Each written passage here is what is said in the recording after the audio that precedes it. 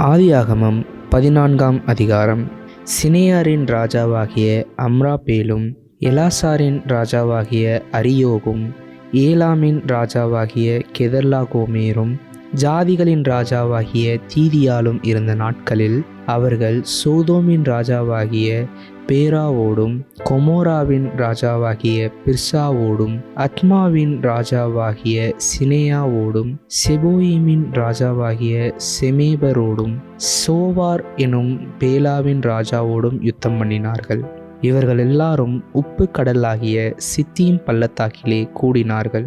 இவர்கள் 12 வருஷம் கெதர்லாகோமேரை சேவித்து 13ஆம் வருஷத்திலே கலகம் பண்ணினார்கள். 14ஆம் வருஷத்திலே கெதர்லாகோமேரும் அவனோடே குடியிருந்த ராஜாக்களும் வந்து அஸ்தரோத் கர்னாயிமிலே இருந்த ரெப்பாயிமியரையும், காமிலே இருந்த சூசிமியரையும், சாவேகிரியத்தாயிமிலே இருந்த ஏமியரையும், சேயீர் மலைகளில் இருந்த ஓரியரையும், வனாந்திரத்துக்கு அருகான எல்பாரான் மட்டும் முறியடித்து திரும்பி காதேஸ் எனும் என்மிஸ்பாத்துக்கு வந்து அமலேக்கியருடைய நாடனைத்தையும், அத்சாத்சோன் தாமாரிலே குடியிருந்த எமோரியரையும் கூட சங்கரித்தார்கள். அப்பொழுது சோதோமின் ராஜாவும், கொமோராவின் ராஜாவும், அத்மாவின் ராஜாவும், செபோயிமின் ராஜாவும், சோவார் எனும் பேலாவின் ராஜாவும் புறப்பட்டு சித்தீம் பள்ளத்தாக்கிலே ஏலாமின் ராஜாவாகிய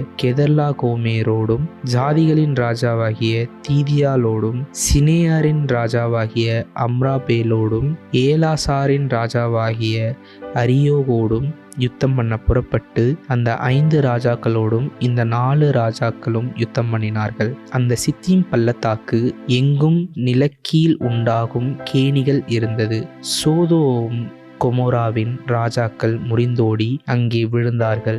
மீந்தவர்கள் மலைகளுக்கு ஓடிப்போனார்கள். அப்பொழுது அவர்கள் சோதோமிலும் கொமோராவிலும் உள்ள பொருள்கள் எல்லாவற்றையும், போஜன பதார்த்தங்கள் எல்லாவற்றையும் எடுத்து கொண்டு போய்விட்டார்கள். ஆபிராமின் சகோதரனுடைய குமாரனாகிய லோத்து சோதோமிலே குடியிருந்தபடியால் அவனையும் அவன் பொருள்களையும் கொண்டு போய்விட்டார்கள். தப்பியோடின ஒருவன் எபிரேயனாகிய ஆபிராமிடத்தில் வந்து அதை அறிவித்தான். ஆபிராம் தன்னோடே உடன்படிக்கை செய்திருந்த மனிதராகிய எஸ்கோலுக்கும் ஆனேருக்கும் சகோதரனாகிய மம்ரே எனும் எமோரியனுடைய சமபூமியிலே அப்பொழுது குடியிருந்தான். தன் சகோதரன் சிறையாக கொண்டு போகப்பட்டதை ஆபிராம் கேள்விப்பட்ட போது அவன் தன் வீட்டிலே பிறந்த கைப்படிந்தவர்களாகிய 318 ஆட்களுக்கும் ஆயுதம் தரிப்பித்து தான் எனும் ஊர் மட்டும் அவர்களை தொடர்ந்து ராக்காலத்திலே அவனும் அவன் வேலைக்காரரும் பிரிந்து பவிஞ்சுகளாய் அவர்கள் மேல் விழுந்து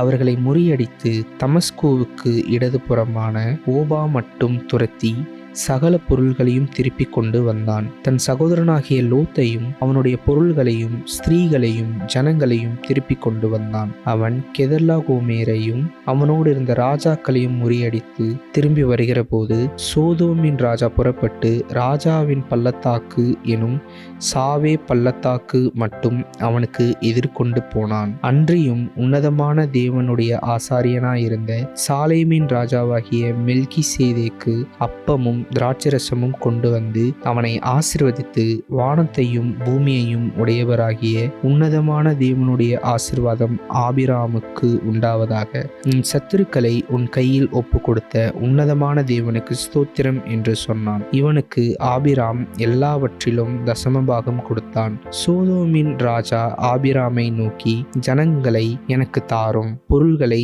நீர் எடுத்துக்கொள்ளும் என்றான். அதற்கு ஆபிராம் சோதோமின் ராஜாவை பார்த்து, ஆபிராமை ஐஸ்வர்யவானாக்கினேன் என்று நீர் சொல்லாதபடிக்கு நான் ஒரு சரட்டை ஆகிலும் பாதரட்சையின் வாரை ஆகிலும் உமக்கு உண்டானவைகளில் யாதொன்றையாகிலும் எடுத்துக்கொள்ளேன் என்று வானத்தையும் பூமியையும் உடையவராகிய உன்னதமான தேவனாகிய கர்த்தருக்கு நேராக என் கையை உயர்த்துகிறேன். வாலிபர் சாப்பிட்டது போக என்னுடனே வந்த ஆனேர், எஸ்கோல், மம்ரே எனும் புருஷருடைய பங்கு மாத்திரமே வர வேண்டும். இவர்கள் தங்கள் பங்கை எடுத்துக்கொள்ளட்டும் என்றான். கர்த்தர் தாமே இந்த வார்த்தைகளின்படி உங்களை ஆசீர்வதிப்பாராக. ஆமென்.